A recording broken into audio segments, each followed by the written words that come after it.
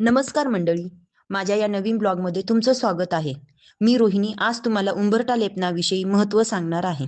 पहाटे देवपूजा करण्यापूर्वी उंबरठा पूजन व रांगोळी काढून देवांचे स्वागत करायचे असते. नंतर सर्व परिसर स्वच्छ करून घ्यायचा. आपल्या संस्कृतीत प्रत्येक परंपरेमागे एक सुंदर आणि आध्यात्मिक अर्थ दडलेला आहे. आज आपण तोच जाणून घेणार आहोत. उंबरठा आपल्या घरातील सुख, समृद्धी आणि सकारात्मक ऊर्जेचे प्रतीक मानला जातो.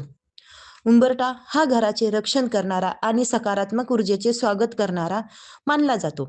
भारतीय परंपरेनुसार माता लक्ष्मीचे घरात आगमन होते, म्हणून त्याचे पूजन शुभ मानले जाते. नंतर दरवाजावर स्वस्तिक हे शुभ चिन्ह काढून घ्यायचे. त्याला हळदी, कुंकू, अक्षदा वाहून त्याचेही पूजन करून घ्यायचे. उंबरठा पूजन केल्याने घरात सुख, शांती, समृद्धी आणि मंगलमय वातावरण निर्माण होते. घरातील नकारात्मक शक्तींना दूर ठेवून सकारात्मकता टिकून राहावी यासाठी उंबरठ्याला विशेष महत्त्व आहे. नंतर दीपद प्रज्वलन करून त्यामध्ये लवंग, कापूर आणि कमलगट्ट्याची फुले टाकायची. हे माता लक्ष्मीला खूप प्रिय आहे. नंतर हळदी लेपन करण्यासाठी हळद, त्यामध्ये चंदन पावडर, गुलाबजल टाकून चांगले मिक्स करायचे. त्यामध्ये थोडंसं कापूरही टाकायचा. हे शुभ मानले जाते. हळदीमध्ये जंतुनाशक गुणधर्म असतात, त्यामुळे बाहेरील नकारात्मकता घरात प्रवेश करत नाही आणि आरोग्य चांगले राहते. दररोज किंवा गुरुवारी उंबरठ्याला हळद लावल्याने आर्थिक स्थिती सुधारते आणि सुख समृद्धी नांदते. उंबरठ्याला घराचे कवच मानले जाते आणि तेथे लक्ष्मी मातेचा वास असतो अशी मान्यता आहे.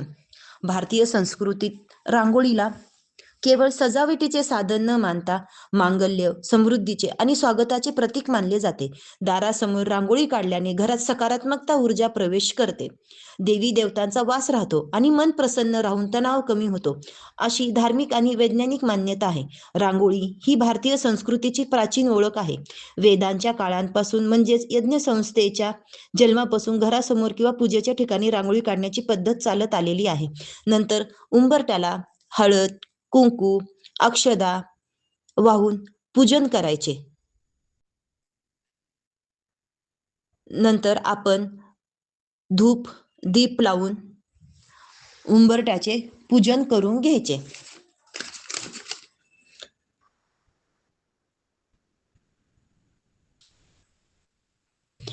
आपल्या संस्कृतीतील प्रत्येक परंपरा आपल्याला जीवनातील सकारात्मक मूल्यांची जाणीव करून देते.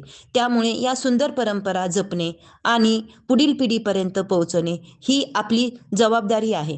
तुम्हाला हा व्हिडिओ आवडला असेल तर लाईक, शेअर आणि चॅनलला सबस्क्राईब करायला विसरू नका. धन्यवाद.